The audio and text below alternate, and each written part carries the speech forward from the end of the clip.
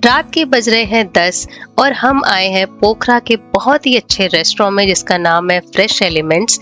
आज का पूरा दिन हमने काठमांडू एक्सप्लोर करने में बिताया था और रात ढलते हम लोग पहुंच गए हैं पोखरा।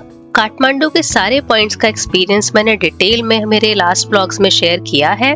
आप चाहें तो मेरी नेपाल प्लेलिस्ट में जाकर उन्हें देख सकते हैं। और अपने लास्ट ब्लॉग में मैंने होटल फ्रेश एलिमेंट्स का एक्सपीरियंस कैसा रहा वो भी डिटेल में बताया है। तो ऐसे स्पेंड किया हमने हमारा आज का दिन, खूब अच्छे से घूमा और अब जा रहे हैं रूम पर, करेंगे जमकर रेस्ट। बहुत थके हुए भी हैं और नींद अच्छे से पूरी करनी है। तो चलिए गुड नाइट, सुबह मिलते हैं।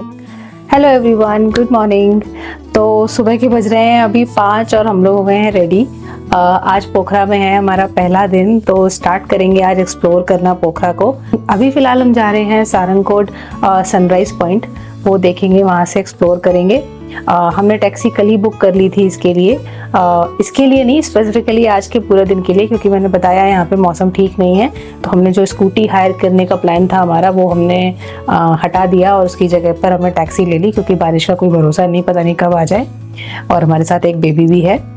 तो बस अब निकलते हैं, एक्सप्लोर करते हैं आज का दिन और दिखाते हैं आपको कि कैसा रहा। तो जैसे कि मैंने बताया, अभी सुबह के 5 बज रहे हैं और सनराइज देखने के लिए आपको अर्ली मॉर्निंग ही निकलना पड़ेगा।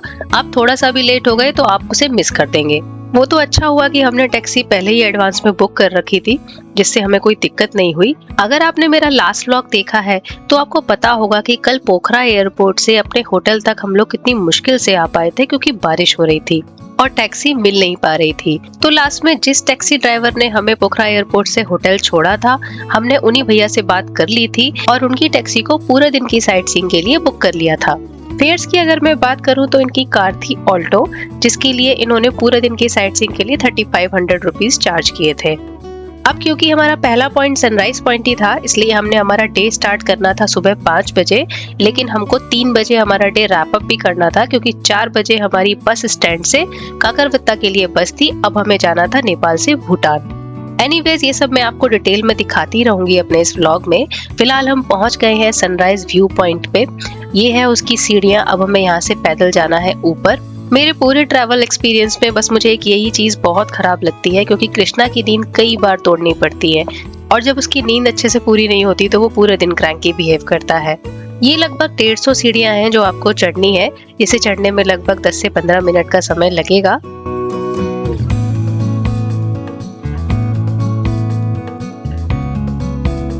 पता है, कहा जाता है कि पोखरा आए और सारंगकोट का सनराइज नहीं देखा तो नेपाल का सबसे मैजिकल एक्सपीरियंस आपने मिस कर दिया। तो ये है नेपाल का सबसे फेमस सनराइज व्यू पॉइंट, जहां हिमालयास पर पड़ती सूरज की पहली किरण एक अनफॉरगेटेबल नजारा क्रिएट करती है। ऐसे तो सुबह के 5:30 बज रहे हैं, लेकिन अच्छे खासे लोग हैं यहाँ पर। काफी टूरिस्ट हैं जो इस नजारे को एंजॉय करने के लिए यहाँ ऑलरेडी मिले हैं हमें। ये देखिए यहाँ से व्यू। अब क्योंकि मैं आपको ऑलरेडी बता चुकी हूँ कि जब से हम यहाँ आए हैं बारिश का ही मौसम है और वेदर क्लियर नहीं है।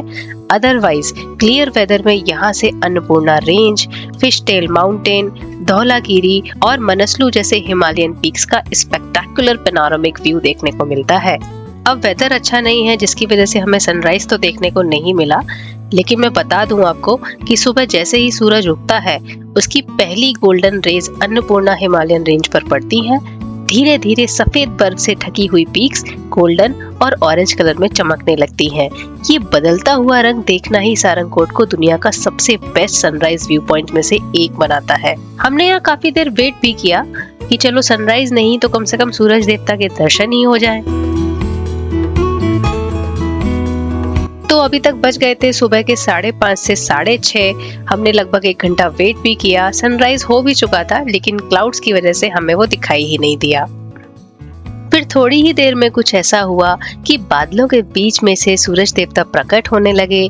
हमने उन्हें प्रणाम किया और मन को बहुत ही ज्यादा खुशी हुई।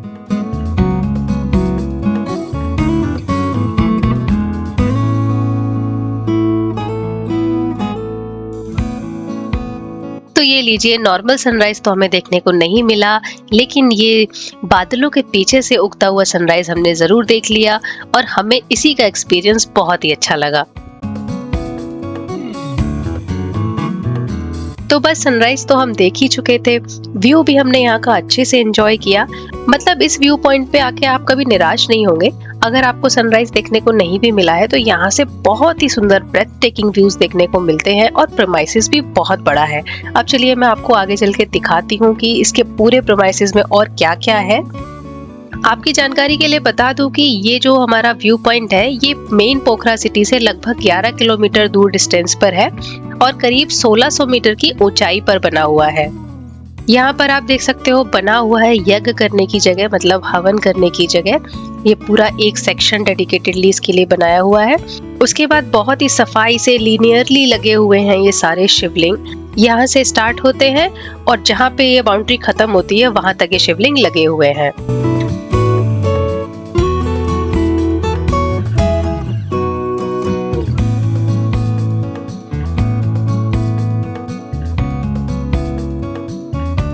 सारंगकोट व्यू पॉइंट अपने सनराइज के लिए और यहाँ के सुंदर सुंदर व्यूज के लिए तो फेमस है ही, साथ के साथ ये एक स्पिरिचुअल सेंटर भी है। यहाँ आकर बहुत ही शांति मिलती है। यहाँ पर आपको भगवान शिव का एक छोटा सा मंदिर दिखाई देगा और भगवान गणेश की एक विशाल मूर्ति। तो ये है वो शिव मंदिर जो सारंगकोट व्यू पॉइंट के प्रेमाइसेस में बना हुआ है। काफी सुंदर मंदिर है और बहुत दूर दूर से लोग यहाँ पर आते हैं। मतलब कितना अच्छा है ना, आप सनराइज देखने के लिए सुबह रेडी होकर यहाँ आते हैं और साथ में आपको मिल जाते हैं शिव जी के दर्शन। इससे अच्छा और क्या हो सकता है। तो बस मंदिर के अंदर जाके आपको मिलता है एक बहुत ही बड़ा सा शिवलिंग जहाँ पे आप दर्शन करते हैं और आपका मन खुश हो जाता है। अब इसके आगे कैमरा अलाउड नहीं था तो इसलिए मैं आपको शिव जी के दर्शन नहीं करवा पाऊंगी, लेकिन आप अगर पोखरा आते हैं और स्पेशली यहाँ सनराइज व्यू पॉइंट पर आते हैं तो यहाँ शिव जी के दर्शन करना बिल्कुल मिस मत करिएगा। अब जैसे मैंने पहले भी बताया, इस व्यू पॉइंट के प्रेमाइसेस में है भगवान गणेश की एक विशाल मूर्ति जो विजिटर्स का तुरंत ध्यान अपनी तरफ खींचती है। सारंगकोट में सनराइज के साथ साथ भगवान गणेश की ये भव्य मूर्ति भी देखने लायक है। हिमालयाज के बीच स्थित ये स्टैचू आस्था और प्रकृति का एक खूबसूरत संगम पेश करती है। ये देखिए, जैसे जैसे दिन चढ़ रहा है वैसे वैसे व्यू और क्लियर हो रहा है। अब यहाँ से थोड़ी थोड़ी अन्नपूर्णा रेंज दिखाई देने लगी है।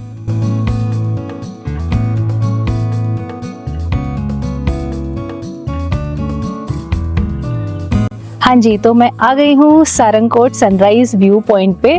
तो आप देख सकते हो यहाँ पे महादेव का मंदिर है जिसका नाम है कैलाशेश्वर मंदिर।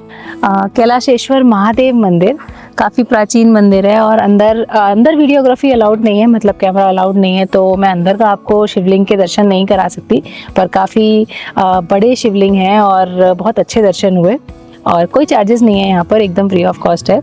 व्यू पॉइंट आपको मैं दिखाई चुकी हूँ, बहुत ही सुंदर है व्यू पॉइंट, आपने अभी देखा, बहुत ही सुंदर है। और इस जगह की भी कोई फ़ी नहीं है, बट जहाँ पे आपको कार छोड़ेगी, कार या जो भी व्हीकल से आप आए हैं जहाँ आप उसे पार्क करोगे, उसके बाद से यहाँ व्यू पॉइंट तक ऊपर तक आने के लिए थोड़ा अच्छी खासी सीढ़ियाँ हैं। लगभग मैंने इसे गिनी तो नहीं है पर अंदाज़न 100 सीढ़ियाँ, 100-150 सीढ़ियाँ होंगी जो आपको लगभग चढ़ के आनी होंगी ऊपर। तो धीरे धीरे आप थोड़ा जल्दी यहाँ आ जाएं वो ज़्यादा अच्छा है, क्योंकि आप धीमे धीमे सीढ़ियाँ चढ़ सकते हैं। हम बिल्कुल एग्जैक्ट टाइम पर आए थे जिसकी वजह से हमें भाग भाग के सीढ़ियाँ चढ़ के आना पड़ा था, जो कि थोड़ा डिफ़िकल्ट हो जाता है ऑफ कोर्स।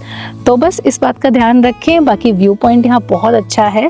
अभी थोड़ा, क्योंकि मैंने बताया यहाँ पूरा टाइम जब भी हम नेपाल में आए तो बारिश का ही मौसम रहा, जिसकी वजह से यहाँ पे काफ़ी बादल है, तो थोड़ा थोड़ा धुंध है, जिसकी वजह से हमें बहुत अच्छा और क्लियर विजन नहीं मिल रहा है पूरे व्यू का। बट सन का व्यू अच्छा मिल गया, बादलों से छुपे हुए सूरज मिले। एग्जैक्ट सनराइज तो हमें देखने को नहीं मिला, लेकिन बादलों के पीछे था सन, लेकिन जब वो वहाँ से ही ऊपर उठा हमने वो देखा और वो भी बहुत अच्छा था, बहुत सुंदर था। तो ये जगह बहुत अच्छी लगी। तो ये था हमारा पहला पॉइंट पोखरा में। अब चलते हैं दूसरे पॉइंट पे। क्या एक्सप्लोर करेंगे अभी पता नहीं है, चलते हैं अभी और आपको बताते हैं कि हमारा अगला पॉइंट क्या होगा और फिर उसे एक्सपीरियंस करेंगे। तो ये लीजिए, सीढ़ियाँ उतर के हम नीचे आ चुके हैं। फिलहाल अपनी कार का वेट कर रहे हैं जो कि पार्किंग में लगी हुई है। हमने ड्राइवर भैया को फ़ोन कर दिया है, वो बस आते ही होंगे। मैं बस आपको ये वाला व्यू दिखा रही हूँ। यहाँ पे जहाँ पे गाड़ी वगैरह पार्क होती है, यहाँ पे जो मेन रोड है, यहाँ पे अच्छा खासा मार्केट, अभी सुबह के 6:30 बजे हैं, लेकिन मार्केट आप देख सकते हो काफ़ी हद तक ओपन हो गया है। काफ़ी आउटलेट्स वगैरह ओपन हो गए हैं। आप चाय, पराठा वगैरह सब कुछ आराम से यहाँ पे ब्रेकफास्ट वगैरह कर सकते हैं। एक बात और, ये जितने भी शॉप्स वगैरह हैं, मतलब ये मार्केट लगभग सुबह 5 बजे ही खुल जाती है। तो अगर आप यहाँ सुबह सुबह आ जाते हैं, क्योंकि ये लोग ना मेन रोड पे खड़े होकर बुलाते हैं अपने रेस्टोरेंट में कि आइए नाश्ता वगैरह कर लीजिए, तो आई वुड सजेस्ट कि आप पहले व्यू पॉइंट को अच्छे से एक्सप्लोर कर लें, सनराइज देख लें और उसके बाद नाश्ता वगैरह करें। क्योंकि अगर आप पहले करने के चक्कर में रह गए और आपका ऑर्डर वगैरह डिले हो गया, तो उस चक्कर में आप अपना सनराइज मिस कर सकते हैं।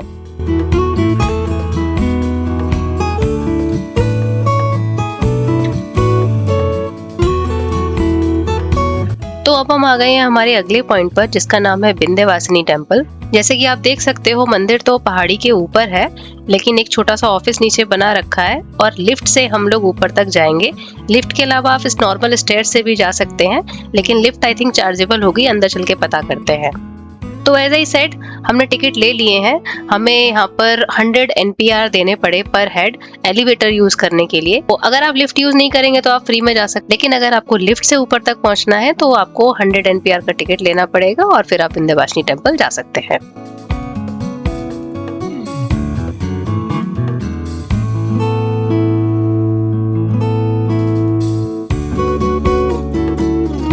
तो बस लिफ्ट से निकलते ही आपको शूज निकालने के लिए कहा जाएगा, उसके बाद आप मंदिर के प्रीमाइसेस में एंटर कर सकते हैं। तो अब बात करते हैं विंध्यवासिनी मंदिर के बारे में। पोखरा के बीचों बीच एक छोटी सी पहाड़ी पर बना हुआ है ये विंध्यवासिनी मंदिर, जो इस शहर का सबसे पुराना और सबसे अधिक पूजा जाने वाला मंदिर है। ये मंदिर सिर्फ एक रिलीजियस प्लेस नहीं है, बल्कि पोखरा की आस्था, इतिहास और कल्चर का एक इम्पोर्टेंट सिंबल है। यहाँ का इतिहास लगभग 18वीं सेंचुरी से जुड़ा हुआ माना जाता है।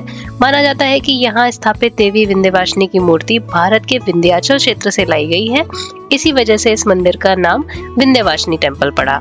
शाह डायनेस्टी के दौरान इस मंदिर को डेवलप किया गया और तब से ये पोखरा के सबसे सिग्निफिकेंट हिंदू टेम्पल्स में से एक बना हुआ है।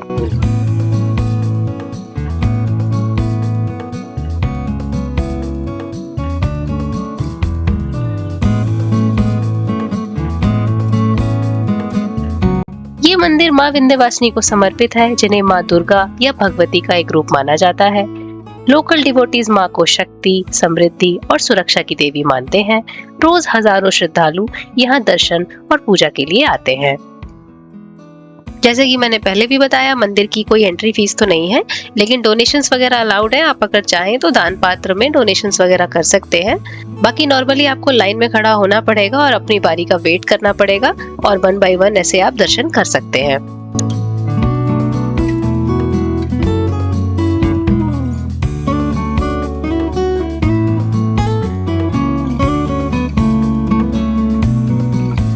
नेपाल के बाकी मंदिरों की तरह ये मंदिर भी काफी बड़ा है। आप देख सकते हो इसके प्रेमाइसेस में भी काफी सारे और मंदिर भी, मतलब प्राइमरी मंदिर जो है वो तो विंध्यवासिनी माता का है ही, साथ के साथ और भी काफी सारे मंदिर हैं इस प्रेमाइसेस के अंदर, जैसे शिव जी का, राम जी का, कान्हा जी का, इस तरह से और भी मंदिर है।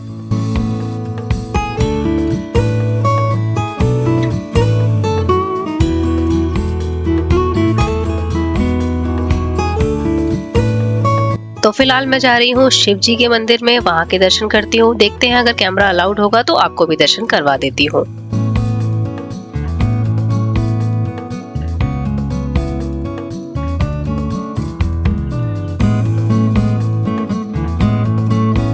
तो बस विंध्यवासिनी माता के हमने बहुत अच्छे दर्शन किए, बहुत ही अच्छा लगा। साथ ही साथ और भी भगवान जी के दर्शन हमें यहाँ करने को मिल गए। इसी के साथ हो गया है यहाँ से भी अब निकलने का टाइम। अब हमें जाना है अगले पॉइंट पर, तो चलिए यहाँ से निकलते हैं फटाफट।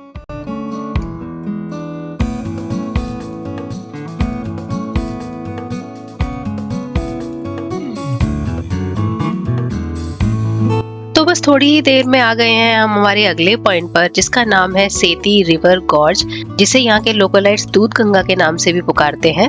तो एंट्री यहाँ पर फ्री नहीं है, आपको यहाँ पर टिकट लेना पड़ेगा और ये टिकट आपको 60 NPR का पर हेड पड़ेगा।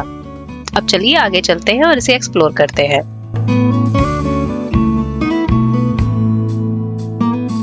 तो अभी हम हैं गॉर्ज के ऊपर साइड पे, नीचे नहीं पहुंचे हैं। कोशिश कर रहे थे यहीं से देखने की कि कुछ दिखाई देता है क्या, मगर यहाँ से कुछ दिखा नहीं। तो चलिए बढ़ते हैं आगे।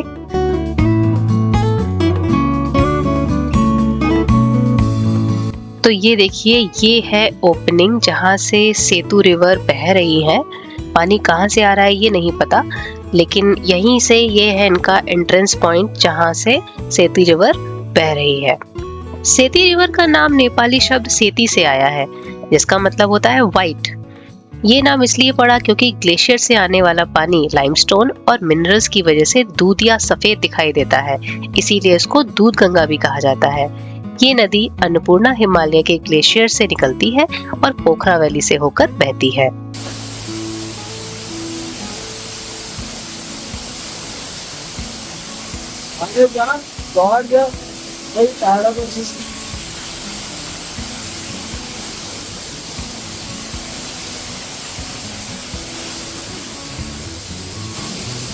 सेती रिवर की सबसे यूनिक बात है इसकी गॉर्ज। हजारों सालों तक तेज बहते पानी ने चट्टानों को काट कर एक बहुत ही गहरी और पतली सी खाई बना दी है। कुछ जगहों पर यह गॉर्ज लगभग 50 मीटर यानी करीब 160 फीट तक गहरी है, जबकि कुछ सेक्शंस में इसकी चौड़ाई सिर्फ कुछ ही मीटर रह जाती है। इसी वजह से कई जगहों पर आपको सिर्फ नदी की आवाज सुनाई देती है, लेकिन पानी नजर ही नहीं आता। ये टूरिस्ट पॉइंट उतना ग्रैंड नहीं था, लेकिन नेचर के पर्सपेक्टिव से देखा जाए तो कितना कमाल का था ना। अब इसी के साथ समय हो गया है हमारे अगले पॉइंट पे जाने का, तो फटाफट चलिए निकलते हैं।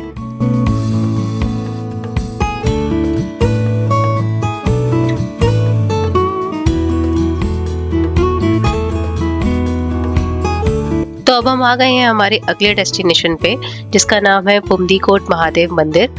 तो यहाँ पर आने के लिए आपने देखा ही है अभी रास्ता कि कितनी ऊंचाई पर है, तो हम काफी हाइट पर अभी आ गए हैं।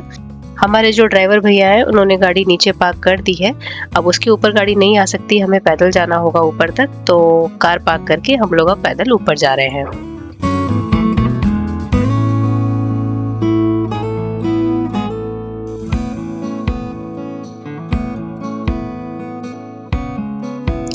यहाँ इस पहाड़ी के शिखर पर बैठी मिलेगी भगवान शिव की एक विशाल मूर्ति, और सामने दिखेंगी अन्नपूर्णा हिमालय की बर्फ से ढकी हुई चट्टानें, और नीचे पोखरा वैली का मिलेगा ब्रेथ टेकिंग व्यू।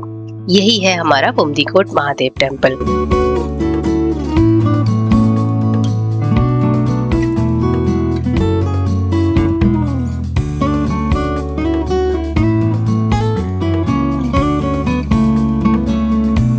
पोखरा से लगभग 13 किलोमीटर दूर और करीब 1500 मीटर की ऊंचाई पर स्थित ये पुमदीकोट महादेव टेम्पल नेपाल के सबसे नए और सबसे पॉपुलर स्पिरिचुअल डेस्टिनेशंस में से एक है। ये जगह स्पिरिचुअलिटी, आर्किटेक्चर और हिमालयन व्यूज का एक परफेक्ट कॉम्बिनेशन है।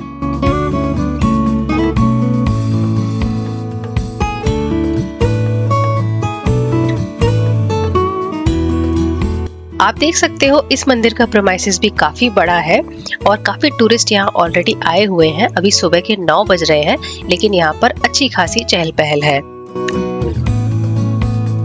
पुमदीकोट का सबसे बड़ा अट्रैक्शन है भगवान शिव की लगभग 51 फीट ऊंची बैठी हुई मूर्ति। ये नेपाल के सबसे बड़ी शिवा स्टैचूज में से एक है और दूर से ही नजर आ जाती है। मूर्ति में भगवान शिव ध्यान मुद्रा में विराजमान है। उनके हाथ में त्रिशूल और डमरू भी दिखाई देते हैं, जो शक्ति और सृष्टि के प्रतीक माने जाते हैं।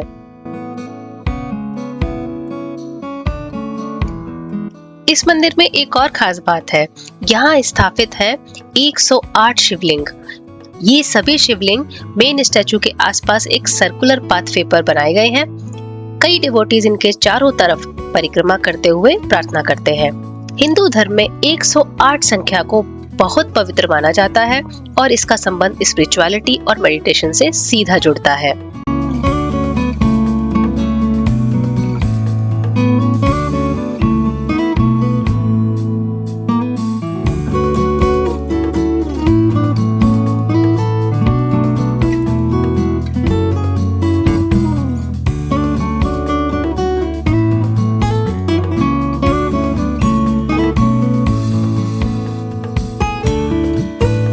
इन्हें तो आप जानते ही होंगे, ये है नंदी देव।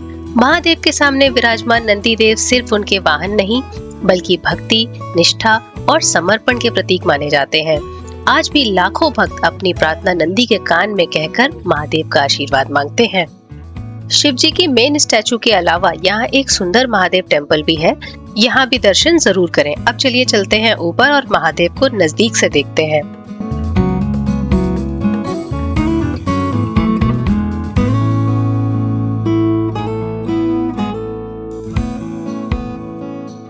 नीचे की तरह ऊपर भी 108 शिवलिंग सर्कुलर पाथवे पे लगाए गए हैं और यहाँ पर भी डिवोटीज आपको इनकी पूजा करते हुए और इन पर फूल वगैरह चढ़ाते हुए दिख जाएंगे। जगह तो ये बहुत ही सुंदर है, बिल्कुल डिवाइन, लेकिन मौसम खराब होने की वजह से आप देख सकते हो विजिबिलिटी ऑलमोस्ट जीरो हो गई है, तो व्यूज तो हमें कुछ खास देखने को नहीं मिल पा रहे हैं। वो तो अच्छी बात है कि बारिश नहीं हो रही है तो हम इस जगह को अच्छे से एक्सप्लोर कर पा रहे हैं, अदरवाइज तो और बुरा हाल हो जाता। बट कोई बात नहीं, वैली का व्यू मिले ना मिले, ये क्लाउड्स का खूबसूरत व्यू तो देखने को मिल ही रहा है। ये लीजिए, आप लोग भी देखिए।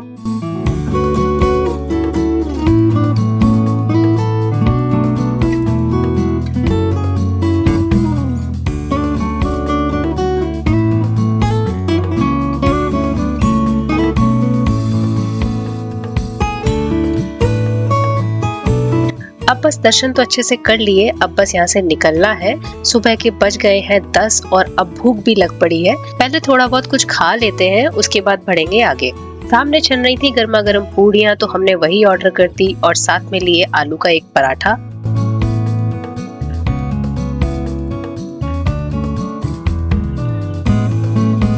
तो मैंने और कृष्णा ने तो पेट पूजा अपनी कर ली।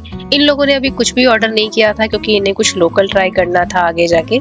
तो अभी देखते हैं, आगे एक्सप्लोर करेंगे, अगर कुछ अच्छा ऑप्शन मिलता है तो वहां भी बैठ के कुछ खाएंगे। थोड़ा सा ही आगे बढ़े थे कि ये आंटी कुछ इंटरेस्टिंग सा बना रही थी, वो भी एकदम सड़क पे बैठ के, ऑलमोस्ट मतलब अपनी शॉप के बाहर बैठकर।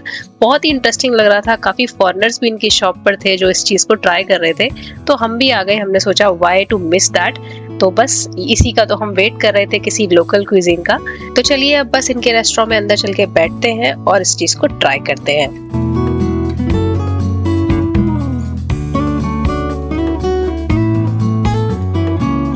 तो मैं तो आ गई हूँ रेस्टोरेंट के अंदर और अंदर से ही शूट कर रही हूँ।